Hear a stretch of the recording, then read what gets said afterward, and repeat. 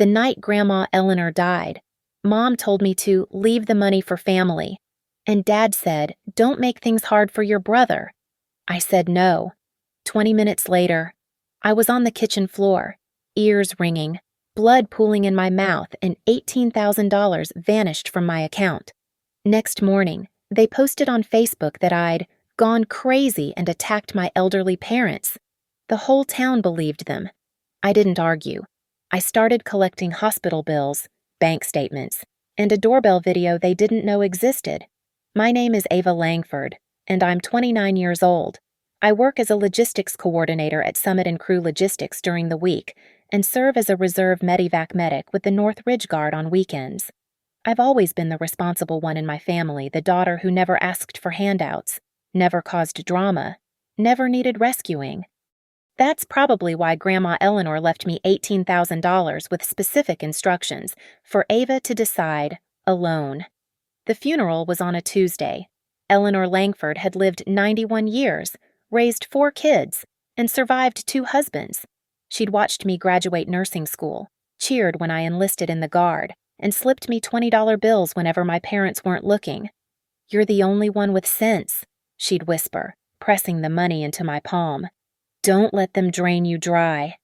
By 7:45 that evening, I was sitting in my parents' living room in Maple Ridge, Ohio, still wearing my black dress from the service. Dad, Dale Langford, 62, retired postal worker, paced near the fireplace. Mom, Mary Ann, 59, part-time church secretary perched on her favorite armchair, tissues wadded in her fist. My older brother Tyler sprawled on the couch, scrolling through his phone like we weren't about to have this conversation. "We need to talk about Mother's money," Dad started, not meeting my eyes. "What about it?" I kept my voice level. The check had already cleared. The money sat in my savings account as of 3:15 that afternoon. Mom leaned forward. "Tyler's in trouble, sweetheart. Real trouble." Of course he was. Tyler, 32. Unemployed since his latest business venture collapsed, engaged to Brittany, who expected a $20,000 wedding. Tyler, who'd burned through his inheritance from Grandpa Joe in 6 months. "How much?" I asked. "That's not your concern," Dad snapped. "Family helps family. Your grandmother would want." Grandma left specific instructions. "The money's mine to decide." Tyler finally looked up from his phone. "Jesus, Ava. It's not like you need it. You've got 2 jobs." "I work 2 jobs because I pay my own bills." Mom's voice turned syrupy. "We're not asking for all of it. Maybe $15,000 will pay you back." The same promise they'd made when they borrowed my college graduation money, when they needed just a little help with Tyler's DUI lawyer, when Dad's gambling sorry. Poker with the boys got out of hand. No. The temperature in the room dropped 10 degrees. Dad's face flushed red. "No, your brother could lose everything." "What everything? His truck he doesn't pay for the apartment you're covering." Tyler stood up, all 6 feet 3 inches of him. "You've always been a selfish bitch." "Tyler." Mom's protest was half-hearted at best. I grabbed my purse and stood. "I'm leaving." That's when Tyler snatched my phone from the side table. "Not until you transfer the money." "Give it back." "Make me." I reached for it. Tyler jerked it away, and Dad moved between us. "Just be reasonable, Ava. The family needs this." The family, or Tyler's wedding bar tab. Dad shoved me, hard. I stumbled backward, my heel catching the area rug. My head cracked against the corner of the mahogany coffee table, Grandma's coffee table. Actually, stars exploded across my vision. Warm liquid trickled down my cheek, through the ringing in my ears. I heard Mom shriek, not in concern, in opportunity. The banking app, "Tyler, she's logged in." My vision swam as Tyler knelt beside me, not to help, but to use my thumb on the phone's biometric sensor. I tried to pull my hand away, but Dad held my wrist. "Stop," I mumbled, tasting copper.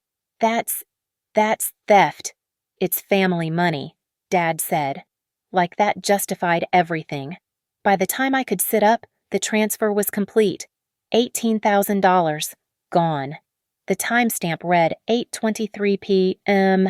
Tyler tossed my phone on the floor beside me. Should have just said yes. They left me there, bleeding on their living room floor. Mom fetched ice not for my head, but for Dad's knuckles, which were apparently sore from the struggle. I drove myself to the emergency room, weaving through tears and double vision. But here's the thing about my family: they'd forgotten I'd spent 6 years in the Guard. They'd forgotten I knew how to document everything, how to build a case, how to wait.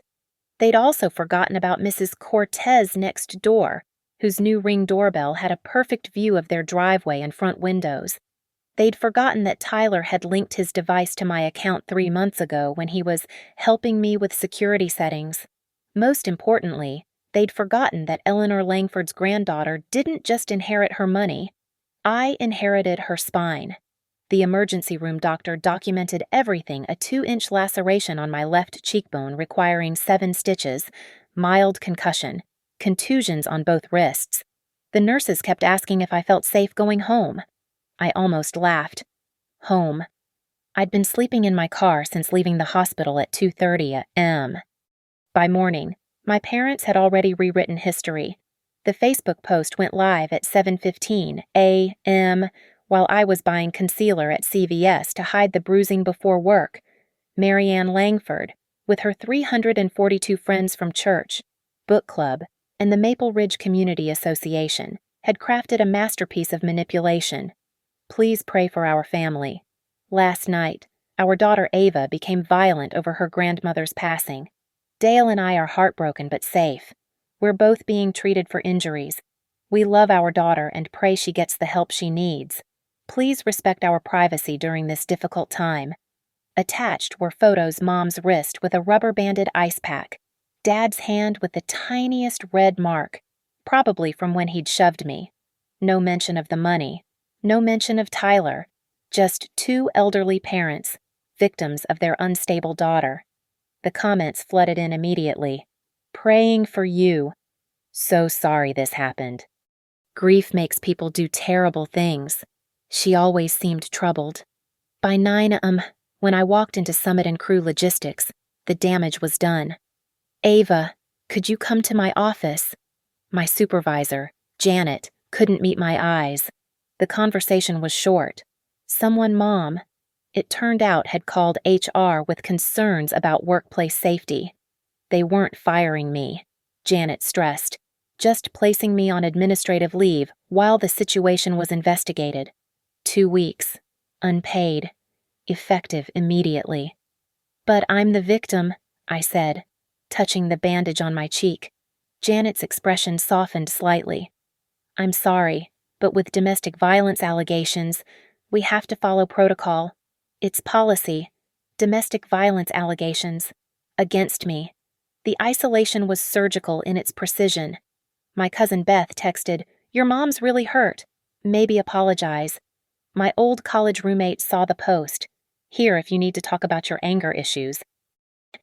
Even the barista at my regular coffee shop looked at me differently, her smile tight and wary. Sunday service was the worst. I'd grown up in that church, been baptized in that church. But when I walked in, conversations stopped. Pastor Williams actually paused mid-greeting to stare. During the prayer requests, someone asked for healing for the Langford family situation. Everyone turned to look at me. I left before the sermon, but I didn't fight back. Not yet. Instead, I drove 40 minutes to Columbus, to a hospital where nobody knew my name. I paid cash for a complete medical evaluation, CT scan, X-rays, photographs of every bruise from multiple angles. The doctor, a young woman named Dr. Patel, was thorough. "These defensive wounds on your wrists," she said carefully. "They're consistent with someone being restrained, not attacking.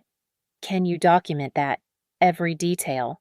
Next, stop the police station in the neighboring county. Not Maple Ridge, where Dad played poker with half the force." I filed a report for assault and theft. The officer, Detective Morrison, took my statement without judgment. "The doorbell camera footage would help," he said, working on it. Then the bank.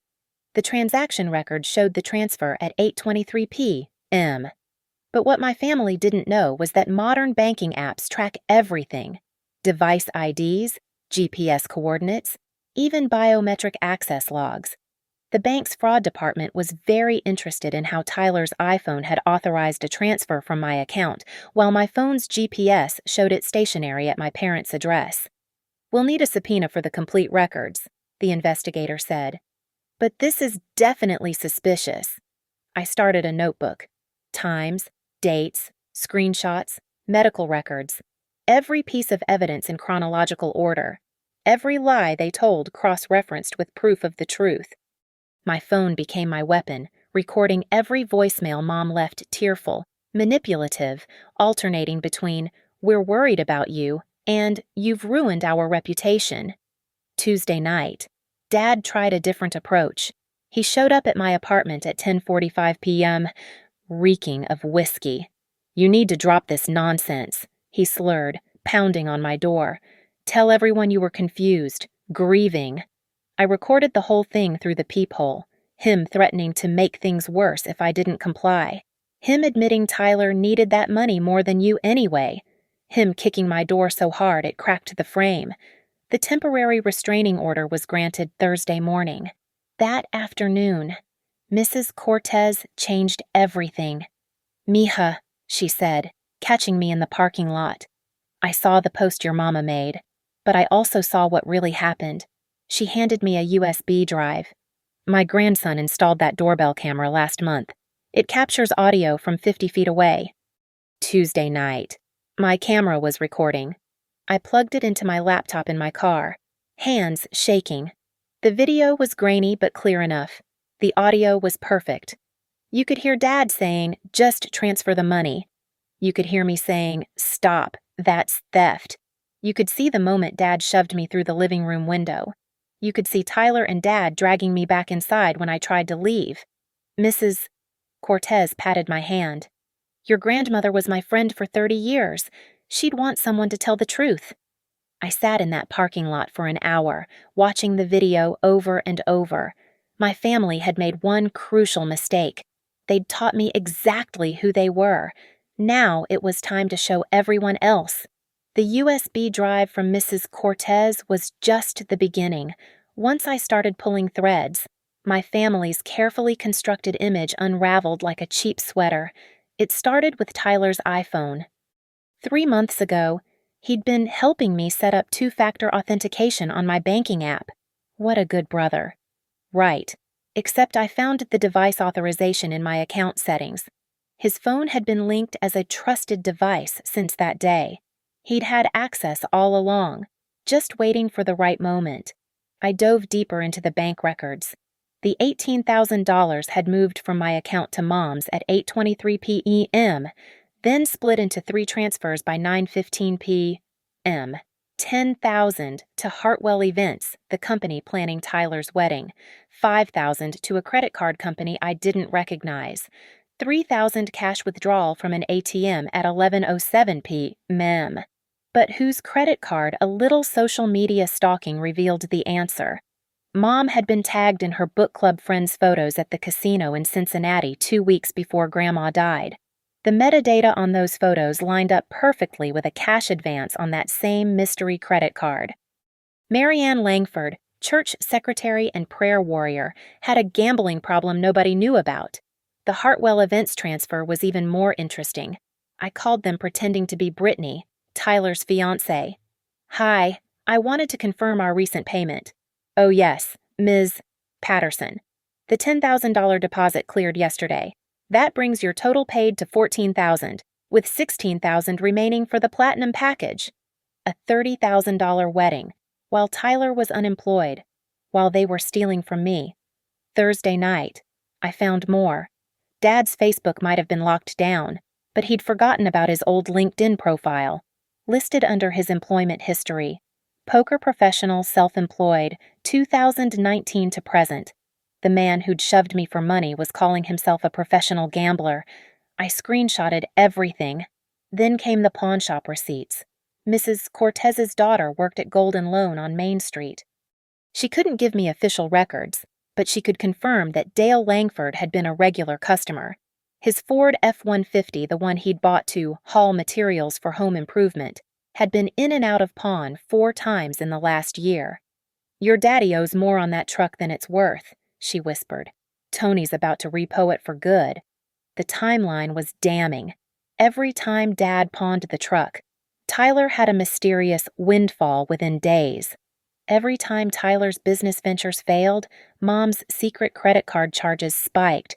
They were drowning in debt, using each other as life rafts, and Grandma's death had thrown them a rope through me.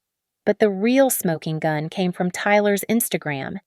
He'd posted a story at 11:30 p.m., the night of the assault, him at an ATM, making it rain with $100 bills. "Good day to be alive, Juck a blessed Dapworth family first." The moron had filmed himself with my money. I downloaded everything before he could delete it. The timestamp matched the $3,000 cash withdrawal perfectly. The ATM location matched his phone's GPS coordinates from my bank's fraud report.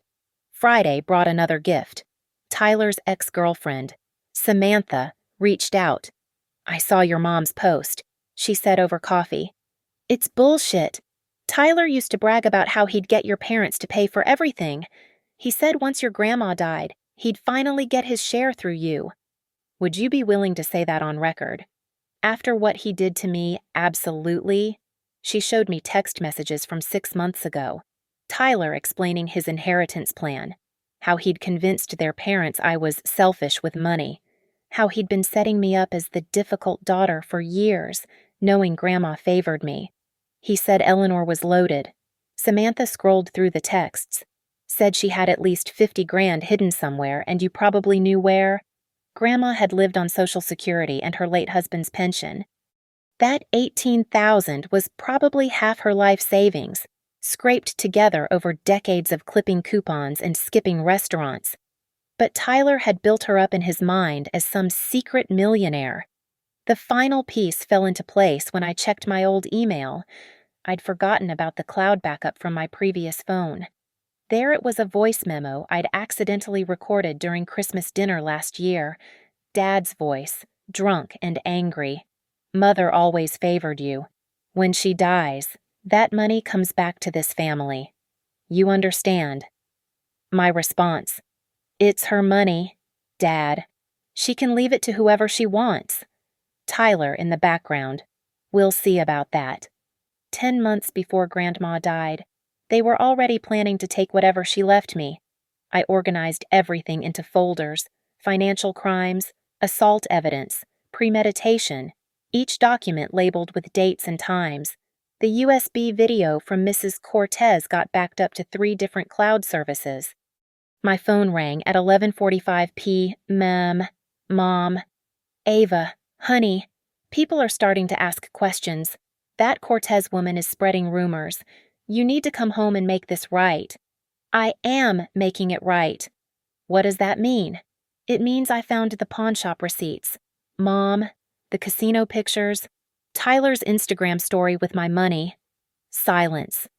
"It means I know about your credit card, Dad's poker profession, the $30,000 wedding you're funding with my inheritance." "You don't understand." "I understand everything. I have the receipts. I have the video. I have the device authorization showing Tyler had access to my account. I have it all." Her voice turned ice cold. "You wouldn't dare. We're your family." "You were my family, until you decided $18,000 was worth more than your daughter." "If you do this, you'll have no one." "I already have no one. Mom, you made sure of that with your Facebook post." I hung up. Looking at the evidence spread across my laptop screen, I felt something shift. This wasn't about revenge anymore. This was about justice. They'd stolen more than money. They'd tried to steal my reputation, my job, my sanity. But they'd made one miscalculation. They'd left me with nothing to lose. Monday morning, I walked into the law offices of Carter Winslow and Associates with a banker's box full of evidence and a check for the retainer. Carter Winslow himself, a silver-haired former prosecutor who'd switched to civil litigation, reviewed my materials for 2 hours without saying a word. "This is criminal theft, assault, fraud, and defamation," he finally said, adjusting his reading glasses. "Why haven't the police arrested them? Small town. My dad knows everyone." "Not everyone." He picked up his phone. "Michelle, can you get Ray Hutchins on the line? Tell him I have something he'll want to see." Ray Hutchins turned out to be a private investigator, former state police, who specialized in financial crimes. By that afternoon, he'd officially documented every piece of digital evidence, ensuring the metadata was preserved and the chain of custody was unbreakable. "Your brother's phone accessing your account, that's wire fraud," Ray explained. "Crossing state lines when he used that ATM makes it federal. The assault with theft over $10,000, that's a felony in Ohio." "But I don't want to just file charges," I said. "They destroyed my reputation. They cost me my job." Carter leaned back in his leather chair. "Criminal charges and civil lawsuit.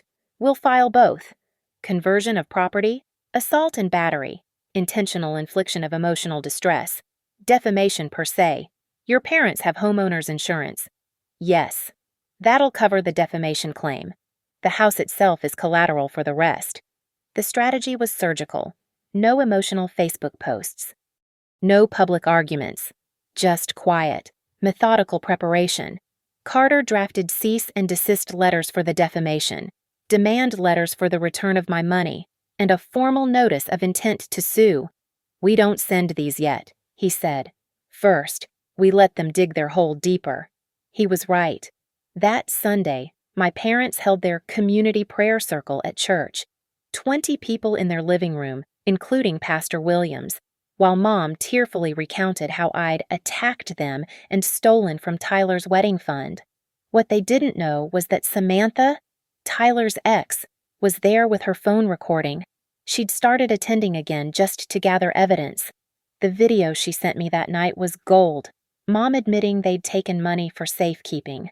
Dad claiming I'd been violent since childhood, easily disproven by my spotless record, and Tyler actually saying he'd had to access my account because I was being selfish with family money.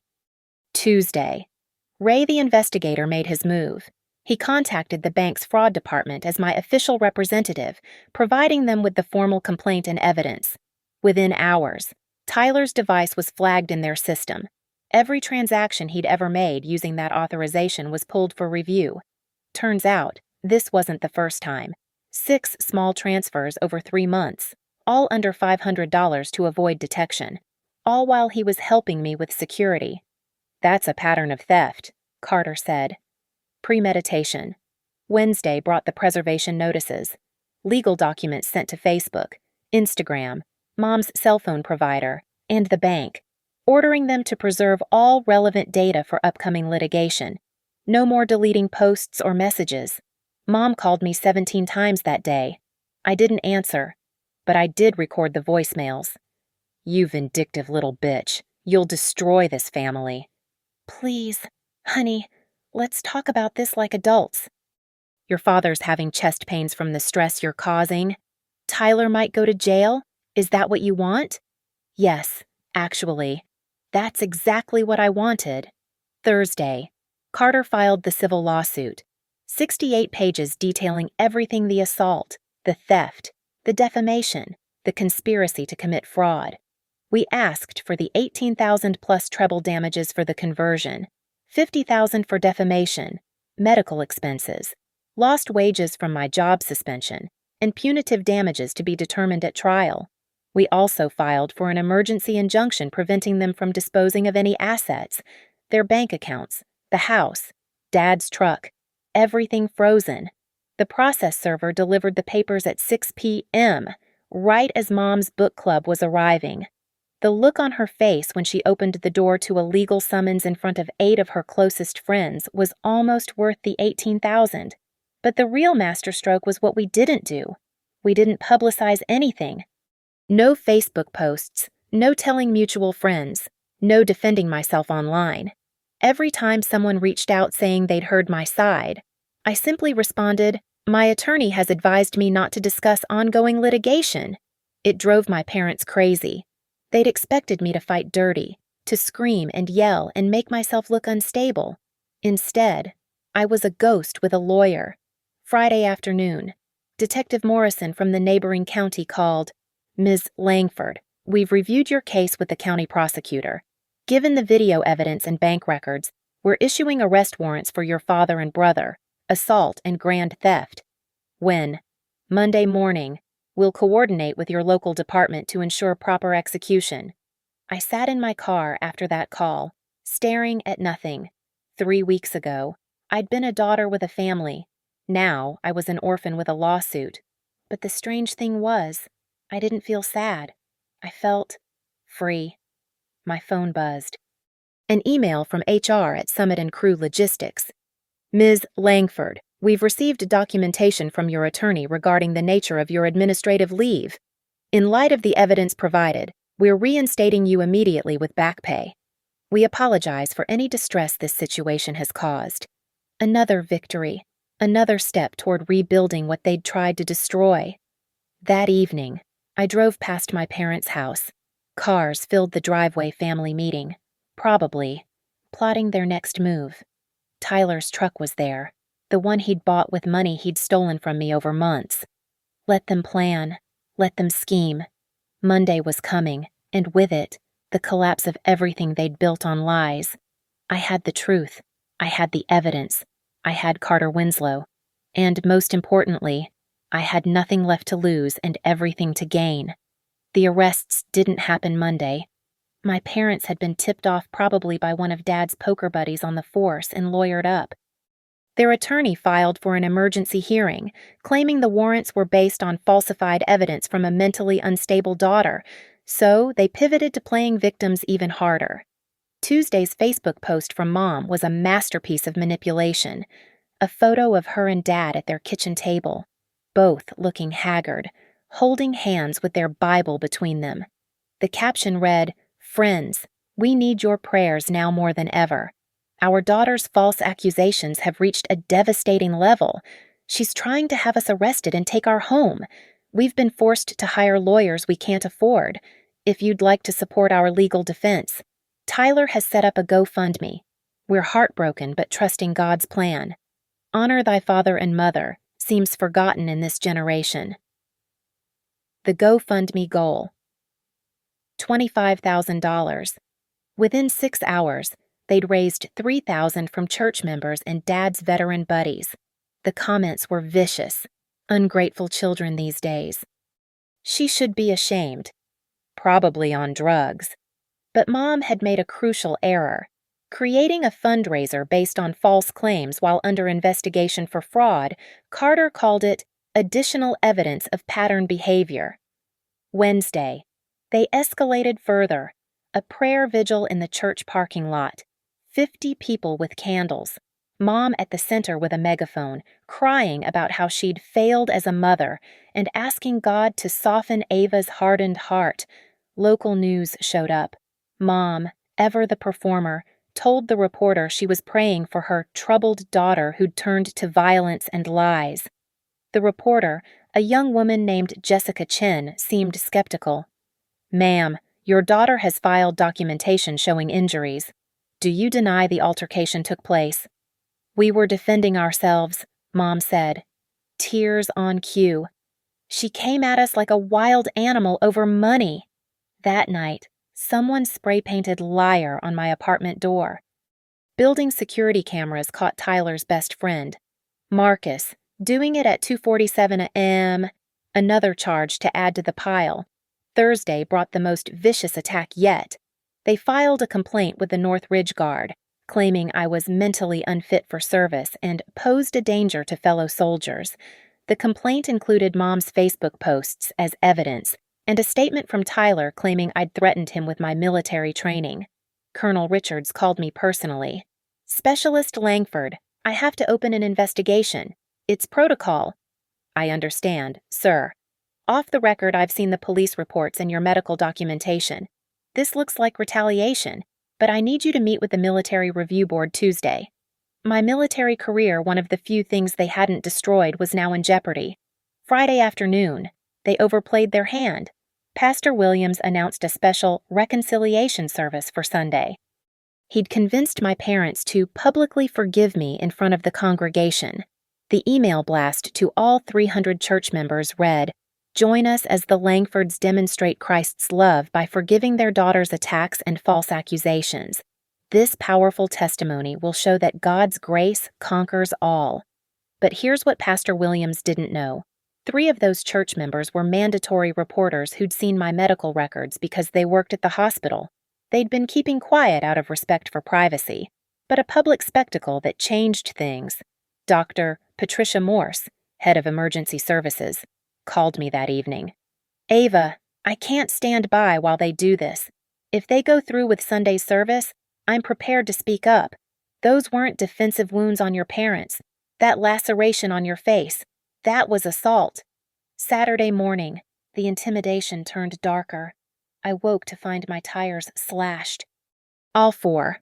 With a note under the windshield, "Drop the charges or it gets worse." Security footage showed a figure in a hoodie, but the build was clearly Tyler's. I called Carter immediately. "They're panicking." "Good. Desperate people make mistakes. Document everything." That afternoon, Mom made her biggest mistake yet. She went on local radio, the Maple Ridge Morning Show, breaking down in tears about how she'd already lost one child to mental illness and didn't want to lose another to prison. "One child, I was an only child until Tyler was born." The host, intrigued, pressed her. "You've lost a child before." Mom froze, realizing her error. I meant metaphorically. Ava's like a stranger now, but I knew the truth. Mom had a daughter before marrying Dad. She'd given her up for adoption when she was 17. It was the family secret nobody discussed. Mom, the perfect church secretary, had a past she'd buried. I didn't want to use it. It felt too cruel. But then I remembered my slashed tires, my suspension from work, the spray paint on my door. Sunday morning arrived gray and drizzly, fitting weather for what was about to happen. The church was packed, standing room only. Mom and Dad sat in the front row, Tyler beside them with Brittany clutching his arm. They'd dressed the part Mom in her modest floral dress, Dad in his only suit. Tyler clean-shaven for once. Pastor Williams began his sermon about forgiveness and family, about prodigal children and patient parents. The congregation nodded along, shooting disgusted glances at the back where I sat with Carter. Then Pastor Williams called my parents forward for their testimony of forgiveness. Mom took the microphone, her voice trembling with practiced emotion. "Friends, we stand here with broken hearts but open arms. Our daughter has accused us of terrible things, tried to destroy our family, but we forgive." "Stop." Dr. Patricia Morse stood up from her pew. "I cannot let this continue. I treated Ava Langford that night. Her injuries were not consistent with attacking someone. They were consistent with being attacked." The church went silent. Then Nurse Kelly stood up. "I was there too. The laceration pattern, the defensive wounds, someone did that to her, not the other way around." Mom's mask slipped. "You don't know what happened. You weren't there." "But I was." Everyone turned. Mrs. Cortez walked down the aisle with her iPad. "I have video from my doorbell camera. Would you like to see what really happened?" Pastor Williams, stunned, looked between my parents and Mrs. Cortez. I think we should postpone this service." "No." Mom grabbed the microphone. "They're all lying, conspiring. This is persecution." That's when Tyler snapped, "Mom, just shut up, Jesus Christ. You're making it worse." He'd cursed, in church, taking the Lord's name in vain. The congregation gasped. Pastor Williams reached for the microphone. Mom jerked away, her carefully styled hair coming undone. "You're all jealous," she screamed. "Jealous of our family, of our success." What success? The pawned truck, the secret gambling, the stolen inheritance Dad tried to pull her away, but Mom was in full meltdown. "We did what we had to do. That money was ours. Mother never should have given it to her." There it was, the confession, in front of 300 witnesses. Carter looked at me and smiled. The service ended in chaos. The GoFundMe would be reported for fraud. The church would quietly ask my parents to find a new place to worship, and the review board for the Northridge Guard would receive multiple witness statements supporting my character. But we weren't done yet. Not even close.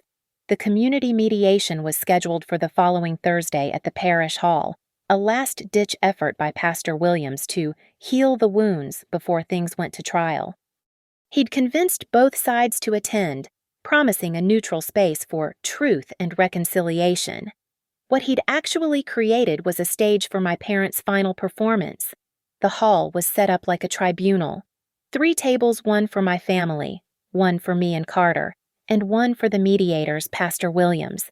Judge Patricia Hawkins retired, and Dr. James Kelly, a family therapist. About 50 community members filled the folding chairs, including several who donated to the GoFundMe. The session was being recorded for documentation purposes only, though someone had also started a Facebook Live that would later prove crucial. Mom arrived dressed like she was attending a funeral, all black, pearl clutch included. Dad wore his veteran's pin prominently. Tyler had squeezed into a suit that looked borrowed. Brittany glued to his side. They'd brought their own attorney, a sweaty man named Daniels who'd handled Dad's DUI 10 years ago. Judge Hawkins opened the session at 7 p.m. Sharp. We're here to establish facts, not assign blame. Each party will have 15 minutes to present their version of events. My parents went first. Mom's performance deserved an Oscar. She painted a picture of a loving family torn apart by a troubled daughter's greed. According to her, I'd become violent when they'd suggested using Grandma's money for family needs. She produced photos on her phone, bruises on her arms, a red mark on Dad's neck. These were taken the morning after Ava attacked us, she said, voice breaking. Carter leaned over. Those timestamps will bury her. Dad's testimony was simpler. We just wanted to help Tyler. Families help each other, but Ava's always been selfish, even as a child. Tyler's turn was almost comedic. He claimed I'd given him permission to access my account months ago, that the money transfer was a misunderstanding, and that I'd blown everything out of proportion because I was jealous of his engagement. She's never liked Brittany, he added, as if that explained grand theft. Their lawyer, Daniels, concluded by suggesting I was suffering from PTSD-induced paranoia from my military service and needed psychiatric help, not legal action. Then it was our turn. Carter stood slowly, adjusting his suit jacket. Your Honor, excuse me. Judge Hawkins, we'd like to present evidence in chronological order. He started with the bank records, displaying them on the projector the church had set up. The unauthorized access, the pattern of small thefts leading up to the night in question. Mr. Tyler Langford had been stealing from his sister for 3 months before the assault. Objection! Daniels shouted, apparently thinking this was a courtroom. This isn't a trial, counselor, Judge Hawkins said dryly. Continue, Mr. Winslow. Carter presented my medical records next. The photographs Dr. Patel had taken were brutal on the large screen. The gash on my face, the defensive wounds, the bruising consistent with being slammed into furniture. Then came the Facebook posts. Notice the timestamp on Mrs. Langford's photos of her injuries, 9:47 a.m., nearly 14 hours after the incident. Now, observe the lighting. He zoomed in. The natural light in the photos came from the east, but Mom's kitchen faced west. The photos had been taken at least a day later, probably staged. Furthermore, Carter continued, the metadata shows these photos were edited using Facetune, an app commonly used to enhance or alter images. Murmurs rippled through the crowd. Now, we'd like to play the doorbell camera footage. The room went dead silent as Mrs. Cortez's video played. The audio was crystal clear. Just transfer the money. Ava. Stop. That's theft. The sound of impact. My scream. Dad saying, hold her wrist. Tyler. Several people in the audience gasped. One woman got up and left, but Carter wasn't done. We also have this. Tyler's Instagram story filled the screen. Him at the ATM, fanning out $100 bills at 11:30 p.m., the timestamp matching exactly with the cash withdrawal from my account. That's fake, Tyler stammered. It's from your verified Instagram account, Carter said calmly. We have the subpoenaed records from Meta confirming its authenticity. Mom's attorney tried to object again, but Mom herself interrupted. Those videos don't show everything. She came at us first. Did she? Carter clicked to the next slide. This is from your own security system, Mrs. Langford. You forgot to delete the cloud backup. New footage, from inside their house, a camera they'd installed in their hallway last year and forgotten about. It showed me trying to leave. Tyler blocking the door, Dad approaching from behind. It showed the push. It showed me hitting the table. It showed them standing over me while Tyler accessed my phone. The nail in the coffin was the audio. Mom's voice, clear as day. Get the money transferred before she comes to. The room erupted. People were standing, talking over each other. Someone shouted, "You lied to us." Another person demanded their GoFundMe donation back. Pastor Williams looked physically ill. Mrs. Langford, this is... How do you explain this? Mom's mask finally cracked completely. That's our money. Mother was confused when she wrote that will. She didn't mean to leave it all to her. So you admit you took it? Judge Hawkins asked. It wasn't theft. It was protecting family assets. From the legal owner. She's not family anymore. Mom screamed. Look what she's done. She's destroyed us over money. Blood means nothing to her. Blood. I stood for the first time. You gave me 7 stitches worth of blood. Mom, you took my job, my reputation, my inheritance, and when that wasn't enough, you tried to take my military career. Who exactly doesn't value family? Dad stood up, his face purple. You ungrateful Mr. Langford, sit down, Judge Hawkins commanded. But Tyler, in a moment of pure stupidity, decided to charge at me. You ruined my wedding. He made it 3 steps before 2 off-duty cops in the audience restrained him. That's when Daniels, their attorney, stood up and uttered the words that would haunt them. My clients would like to withdraw from this mediation and pursue criminal charges against Ms. Langford for extortion. Carter actually laughed. Extortion, your clients are on video committing assault and theft. They've admitted to it in front of 50 witnesses. They've tampered with evidence, filed false police reports, and committed fraud with that GoFundMe. By all means, let's involve the criminal courts. The mediation ended without resolution, but something more important had happened. The truth was out. The entire room had seen who my parents really were. As people filed out, several stopped to apologize to me. Others asked how to get their donations refunded. Mrs. Patterson, who'd taught my Sunday school 20 years ago, hugged me with tears in her eyes. I'm so sorry, dear. We should have known better. But the best moment came when Jessica Chin, the skeptical reporter from the prayer vigil, approached with her cameraman. Ms.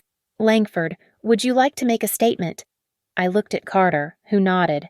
Yes, I said, looking directly into the camera. The interview would air Friday night. The criminal trial was set for next month, but the civil trial that started Monday, and I was ready. The civil trial began on a humid Monday morning in the Franklin County Superior Court. My parents had somehow scraped together money for a better lawyer, Patricia Vance, known for defending small-town criminals who claimed they were misunderstood. Carter had warned me, Vance will try to make you emotional. Don't give her the satisfaction. The courtroom was smaller than I'd expected, but packed. Local media had picked up the story after the mediation disaster. Family feud over inheritance turns violent had been the weekend headline. Judge Robert Chin, no relation to the reporter, presided. A former military JAG officer. He had a reputation for seeing through bullshit. Carter's opening statement was surgical. He laid out the timeline with supporting evidence for each point. Bank records, medical reports, the doorbell video, the Instagram story, the security footage, each piece building on the last, creating an undeniable narrative of theft and assault. The defendants didn't just steal $18,000. he concluded. They systematically destroyed their daughter's reputation, career, and sense of safety to cover their crime. Vance's opening was exactly what we'd expected, painting my parents as confused elderly victims of their unstable daughter's aggression. My clients made mistakes, she admitted, but they acted out of love for their son and fear of their daughter. The first witness was Dr. Patel from Columbus Medical Center. She detailed my injuries with clinical precision, using photographs and medical terminology that made several jurors wince. The laceration required 7 stitches and will leave permanent scarring, she testified. The pattern is consistent with being pushed into furniture with significant force. Vance tried to suggest I could have injured myself, but Dr. Patel shut that down. The angle and depth make self-infliction virtually impossible. Next came Ray Hutchins, the private investigator. He presented the digital evidence, the unauthorized device access, the pattern of theft, the metadata proving the Facebook photos were staged. In my 30 years investigating financial crimes, this is one of the clearest cases of premeditated theft I've encountered, he stated. The bank's fraud investigator testified about the suspicious transfer patterns, confirming that Tyler's device had been accessing my account for months without my knowledge. Then it was my turn. I wore the same black dress from Grandma's funeral, the one I'd bled on. Carter had suggested it for the symbolism. I sat straight, hands folded, and answered every question with calm precision. "Tell us about that night," Carter said gently. I recounted everything. The demand for money, the refusal, Tyler taking my phone, Dad pushing me, the pain, the blood, the confusion as they transferred the money while I lay bleeding on their floor. "How did this affect your life?" "I lost my job for 2 weeks, unpaid. My military career was investigated. My reputation in my hometown was destroyed. I had to leave my apartment after it was vandalized. I've spent thousands on medical bills and legal fees. But mostly," I paused, meeting my parents' eyes for the first time, "I lost my family." Vance's cross-examination was brutal. "Isn't it true you've always resented Tyler?" "No. I resented that my parents enabled his irresponsibility." "You were jealous of his engagement." "I was concerned they were spending $30,000 they didn't have." "You attacked your father first." "No. The video clearly shows him pushing me." "You're lying about the injuries." I turned to Judge Chin.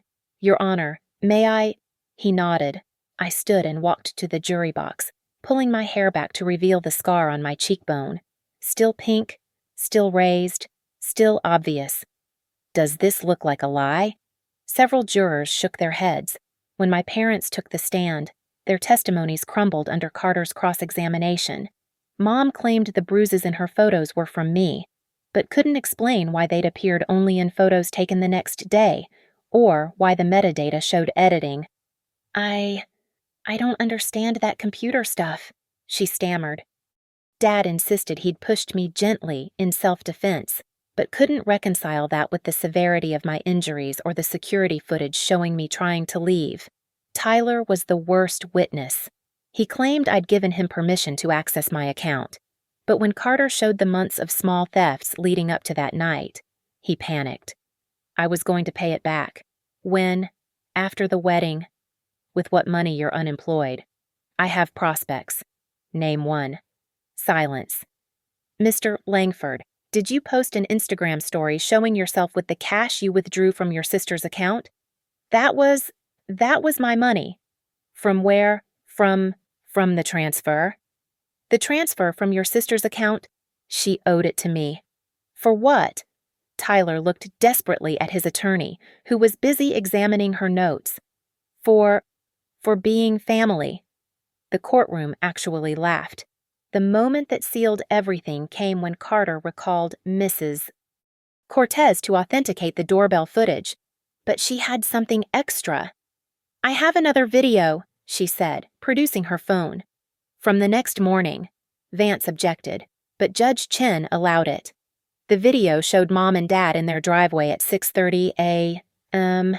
the morning after the assault. Mom was saying, "We need to post something before she does. Make her look crazy. Say she attacked us. Dad's response. What about the money? We'll say we were holding it for safekeeping, that she's too unstable to manage it. The jury forewoman audibly gasped. Closing arguments were almost anticlimactic. Carter methodically reviewed the evidence, the timeline, the injuries, the lies, the cover-up. The defendants want you to believe this is about family dysfunction. It's not. It's about assault, theft, and a calculated campaign to destroy their daughter rather than face consequences. Vance tried to appeal to emotion, talking about elderly parents trying to help their struggling son, making mistakes out of love. The jury deliberated for exactly 93 minutes. We fined for the plaintiff on all counts. Assault and battery proven, conversion of property proven, defamation proven, intentional infliction of emotional distress proven. The damages were more than I'd dreamed. $18,000 in stolen funds, medical expenses, lost wages, $50,000 for defamation, $25,000 in emotional distress, and then the punitive damages $100,000.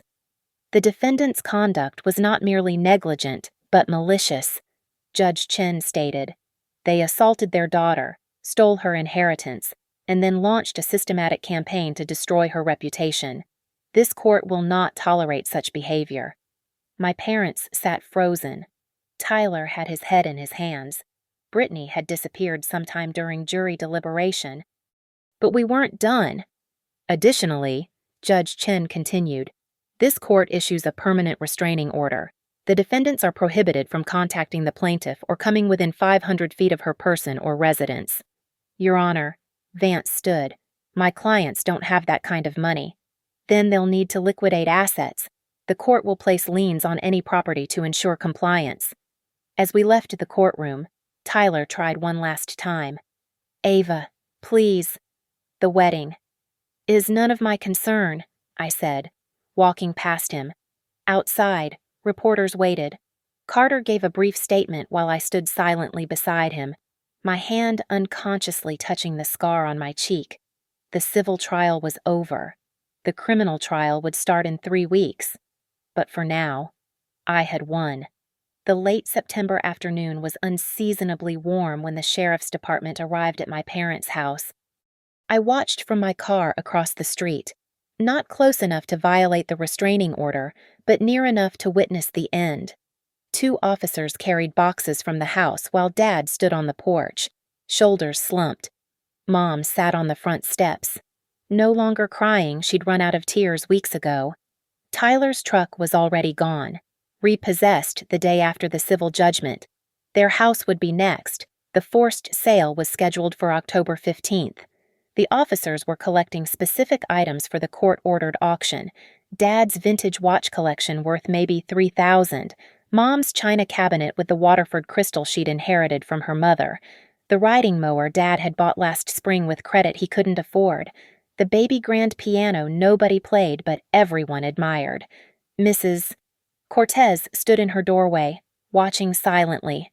Other neighbors pretended to check their mail or water their lawns. The whole street was witnessing the Langford family's complete collapse.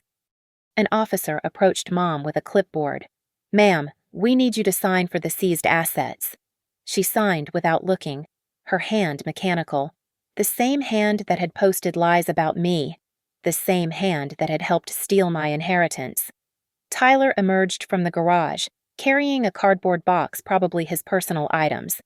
Brittany had left him 2 weeks ago when she learned there would be no wedding, no money, and possibly jail time. His court date for criminal theft charges was in 6 days. He saw me across the street.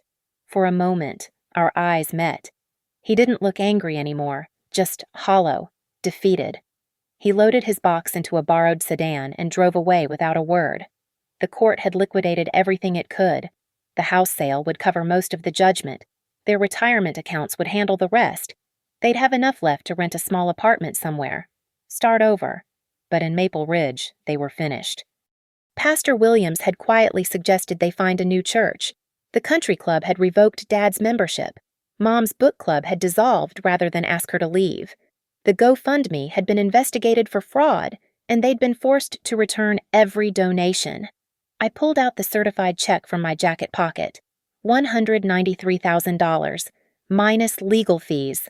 Money that had cost me everything but given me something invaluable: freedom. The officer handed Mom another document. The final one. The deed transfer papers for the house sale. She signed, and just like that, the house I'd grown up in, the house where they'd attacked me, no longer belonged to them. As the officers packed up their van, Mom finally looked up and saw me. She didn't wave, didn't mouth any words, didn't cry. She just stared, and I stared back. 30 years of daughter and mother, reduced to two strangers on opposite sides of a street. I started my car and drove away, leaving them standing among the remnants of their carefully constructed life. In my rearview mirror, I saw Dad put his arm around Mom, and they walked back into the house they'd have to vacate in 2 weeks. That evening, I stood in my new apartment 40 miles away, in a city where nobody knew my story. The check was deposited. The scar on my cheek had faded to a thin silver line. The North Ridge Guard had cleared me of all charges and commended my service record. Summit and crew had not only reinstated me but offered a promotion partially out of guilt, partially because I'd proven I could handle anything. I pulled out my phone and scrolled through my contacts, stopping at Mom.